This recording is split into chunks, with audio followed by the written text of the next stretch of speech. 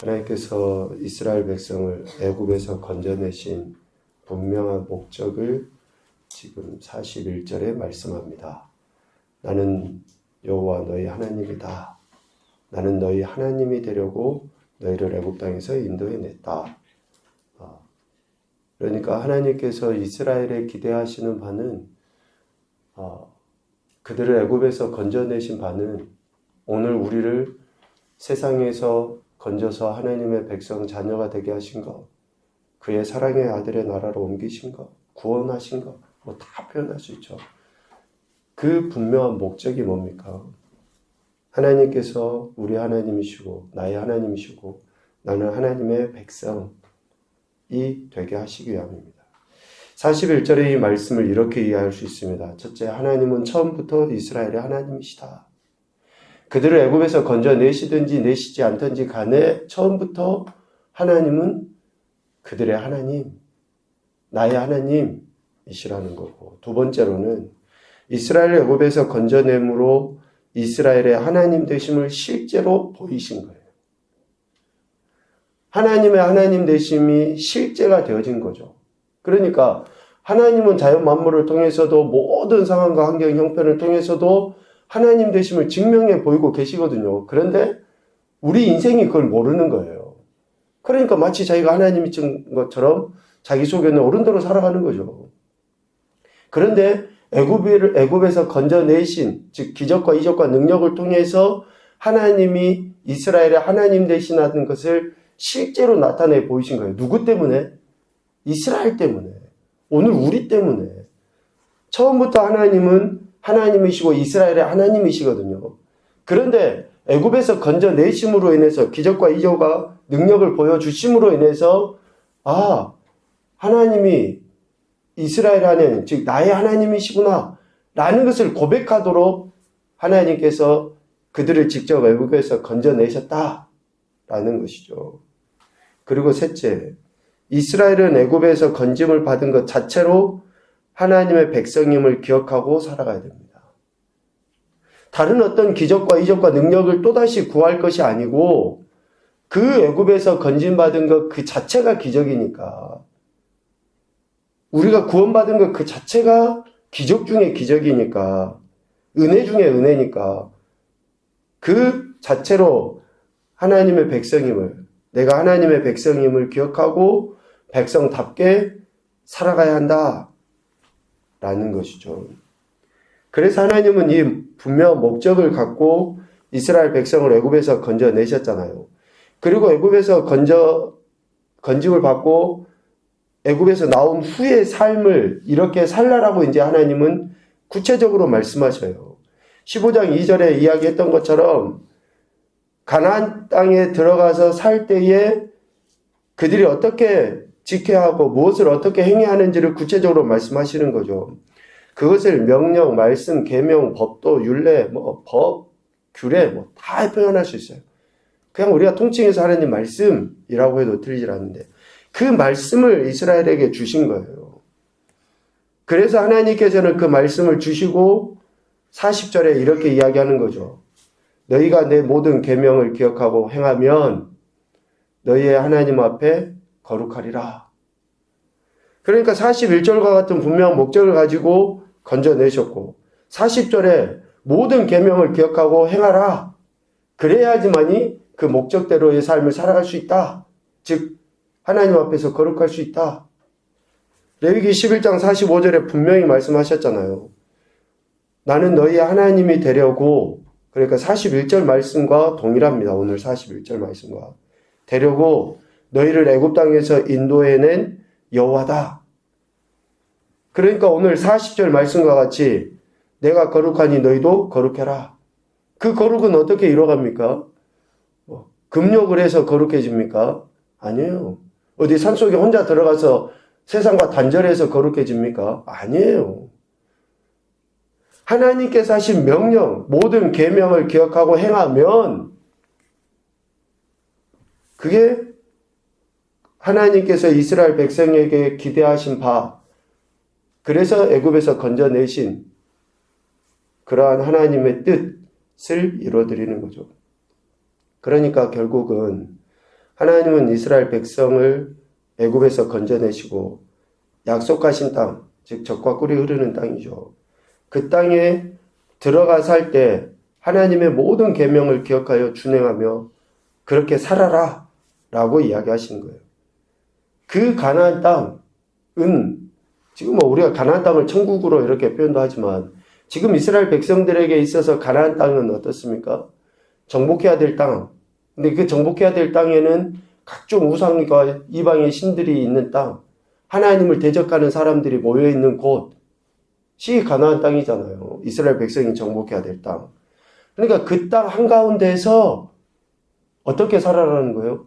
하나님의 모든 계명을 기억하고 지켜 행하는 것으로 그 땅에서 살아라는 거예요.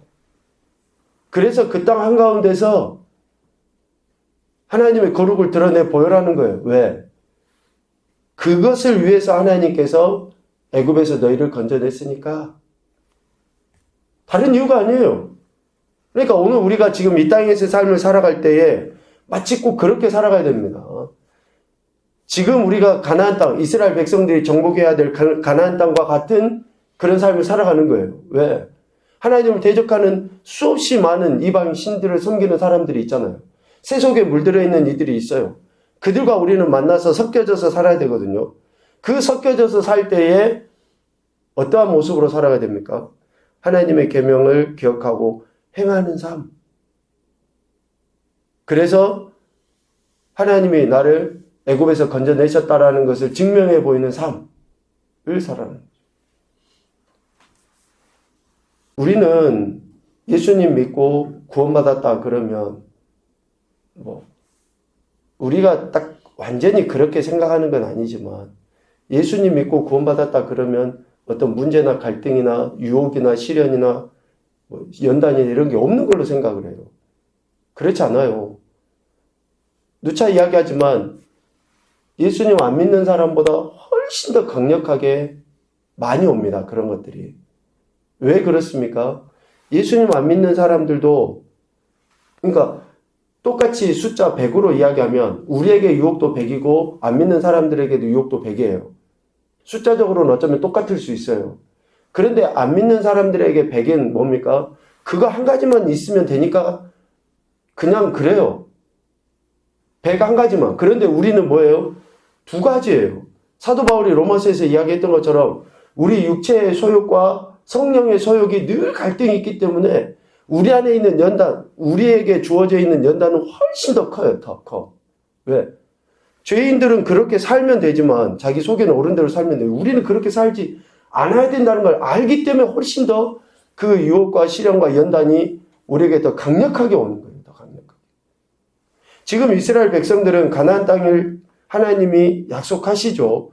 그 땅에 들어가서 살 때에 반드시 그들 앞에서 하나님 되심을 드러내 보여야 돼요. 내가 하나님 백성이라는 것을 드러내 보여야 돼요.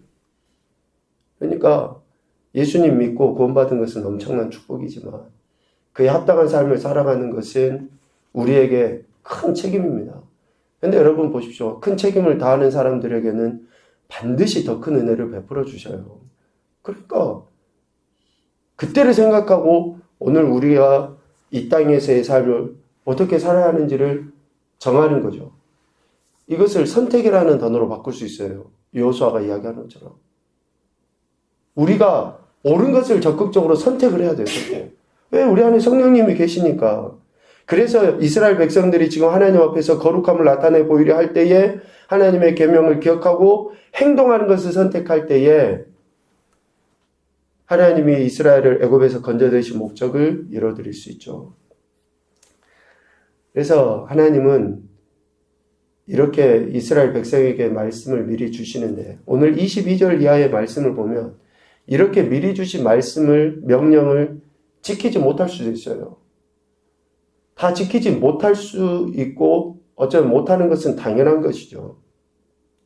애굽에서 살던 때의 방식대로 또 어쩌면 지금 가나안 족속들이 살아가는 삶의 방식대로 살아갈 수도 있습니다. 살아가서는 안 되지만 그렇게 살아갈 때에 하나님의 명령이 삶의 기준이 돼야 되지만 그렇지 못할 수 있어요. 다 명령을 지키지 못할 때는 어떻게 해야 됩니까? 오늘 22절부터 31절까지 이야기하는 것처럼 속죄의 제사를 드려야지 되는 거예요.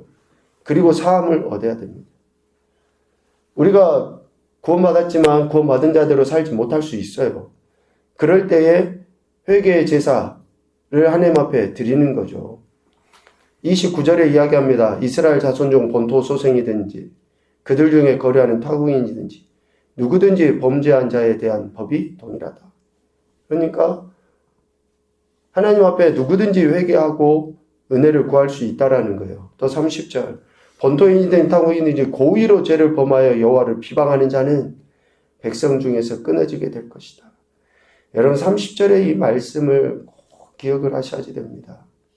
우리가 죄를 범할 수 있다니까요. 그런데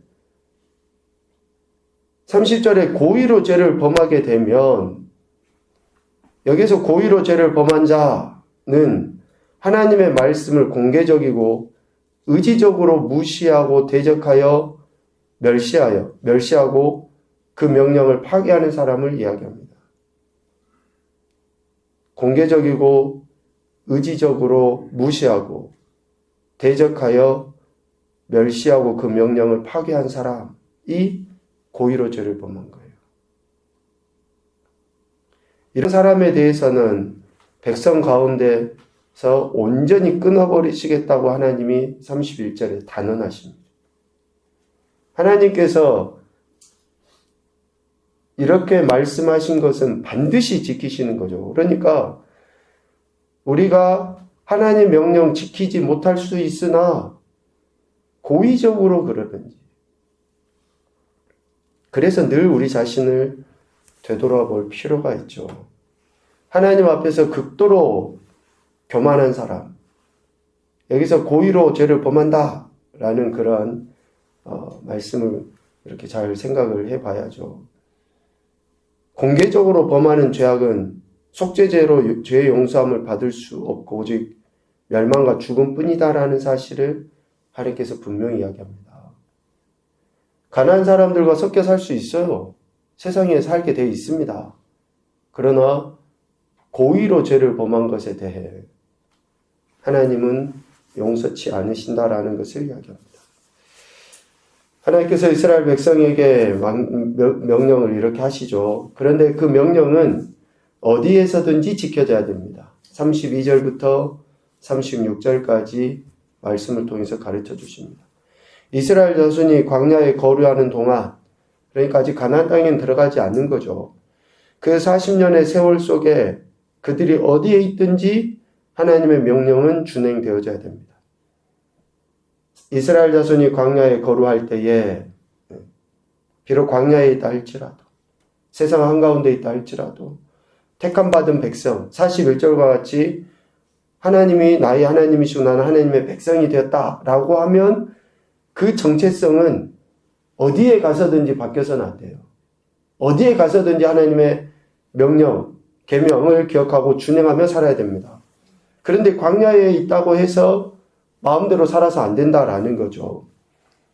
하나님은 안식일을 거룩하게 지킬 것에 대해서 분명히 명령하셨죠. 출애굽기 20장에 안식일을 기억하여 거룩하게 지키라. 엿새 동안 힘써 모든 일을 행할 것이지만 일곱째 날은 아들이나 딸이나 남종이나 여종이나 심지어 가축과 객이라 할지라도 아무 일도 하지 말라고 하나님께서 분명히 말씀하셨습니다. 왜요?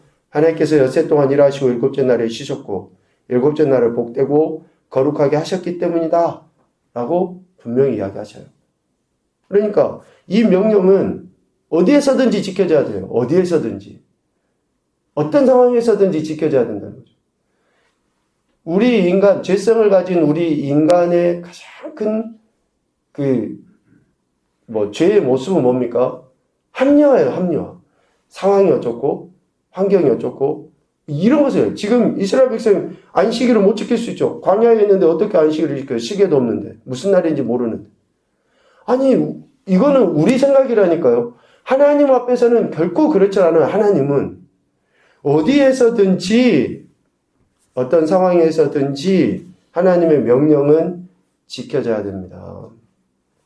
애굽에서 나온 직후뿐만이 아니라 광야의 여정 속에서도 또 앞으로 정복해서 살게 될 가나안 땅에서도 반드시 지켜져야 돼요. 그러나 하나님의 명령, 특별히 안식일에 대한 명령으로 이야기하셨죠. 안식일을 범하게 되면, 하나님의 명령을 거역하게 되면 하나님은 그의 합당한 대가를 지불하도록 하십니다.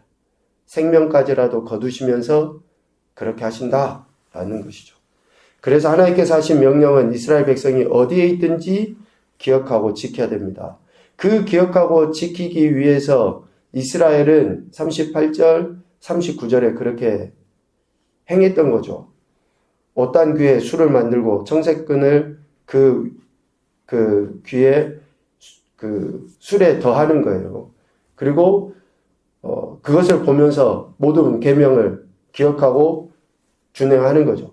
방종하게 하는 마음과 눈에 욕심을 따라 음행하지 않도록 그것을 보면서 기억하는 거예요. 그러니까 이런 방법들을 쓴 거죠. 이런 방법들을. 하나님의 계명을 기억하기 위해서. 그러니까 우리가 하나님의 계명을 어디서든지 지켜 행해야 되는데 그것을 하기 위해서 어떤 방법들을 하고 있는가. 그 이야기를 하는 거예요, 지금. 실질적으로 하나님께서 기적과 이적과 능력을 통해서 그들을 애굽에서 건져내셨잖아요. 그리고 이스라엘 하나님 되심을 증명해 보이셨어요. 그러면 이스라엘 백성은 애굽에서 건진받아서 하나님의 백성이 되었다는 것을 뭘로 나타내 볼 거냐고, 이제. 하나님의 백성이라는 것을 뭘로 나타내 보여야 됩니까? 하나님은 기적과 이적을 통해서 이스라엘의 하나님 되신다는 것을 보이셨고, 그리고 이제 건진받은 이스라엘은, 백성은 뭘로 하나님의 백성이라는 걸 증명해 보이냐고요. 그 이야기를 지금 하시는 거죠. 하나님의 명령을 기억하여 준행함으로 그들이 하나님의 백성임을 나타내 보여야 되는 거죠. 우리의 삶이 그렇습니다. 우리가 구원받았다 이야기해요. 구원받았어요. 그러면 구원받았다는 것을 이제는 우리가 증명해야 돼요. 그러니까 하나님 우리를 구원해 주셨어요. 아멘이죠. 하나님이 우리를 구원해 주셨어요. 그러면 이제는 내가 구원받은 것을 삶의 현장에서 증명해 보여야 될 책임이 있다는 것을 성경에서는 계속 우리에게 이야기를 하시는 겁니다. 첫째 교훈. 하나님의 말씀을 기억하고 준행하기 위해 몸부림치고 있는가?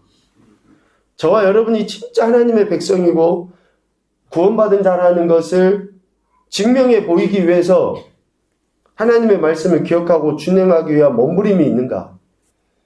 상황이 어떻고 환경이 어떻고 내 몸이 어떻고 형편이 어떻고 합리화가 아니라 정말로 하나님 말씀을 준행하고 살아가기 위해서 몸부림치는지. 두 번째, 우리의 형편이 어떠하든지 상관없이 오직 하나님의 말씀을 준행해야 한다. 우리의 형편이 어떠하든지에 관계없습니다. 하나님께서 형편이 되는 사람에게만 말씀하신 거 아니에요. 형편이 안 돼도, 아니요, 안 되고의 문제가 아니라 하나님은 우리의 형편을 나보다 더 정확하게 하셔요. 내 영적인 상태, 몸의 상태, 집안의 상태 아시지만 말씀하신 거예요. 형편이 어떠한지에 상관없이 오직 하나님의 말씀을 준행해야 한다. 한 가지 더. 하나님의 말씀을 준행함으로 백성됨을 증명해 보여야 한다. 말씀을 준행함으로 백성됨을 증명해 보여야 한다. 하나님께서 우리를 정확하게 하시고 우리에게 허락하신 그 명령은 우리가 반드시 지켜야 될 명령인 줄로 압니다. 그 말씀에 대한 바른 태도인 순종을 통해서 하나님 백성됨을 이 세상 한가운데서 나타내 보이는 저와 여러분의 신앙과 삶이 되시기를 주님의 이름으로 축복합니다. 아멘.